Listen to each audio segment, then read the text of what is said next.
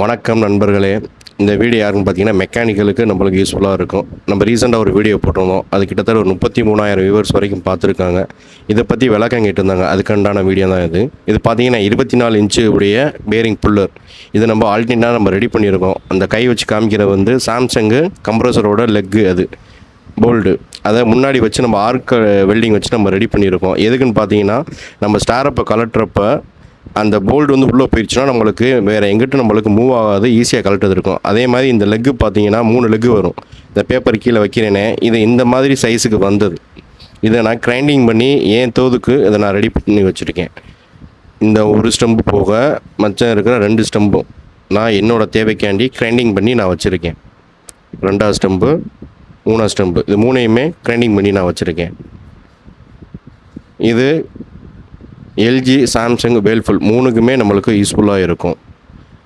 மற்றொன்று என்னென்னு பார்த்தீங்கன்னா, இந்த இது நம்மளுக்கு இன்கேஸ் ஒரு லெக் உடஞ்சிருச்சுன்னா இதை ரிவர்ஸில் போட்டு இதை நம்ம யூஸ் பண்ணிக்கலாம். இந்த பக்கம் உள்ளதை இங்கிட்ட தூக்கி போட்டுக்கலாம். 3 லெக்குமே நம்ம யூஸ் பண்ணிக்கலாம். இந்த மாதிரி முக்கியமான டிப்ஸுகளுக்கு நம்ம பேஜை ஃபாலோ பண்ணுங்கள். தேங்க்யூ.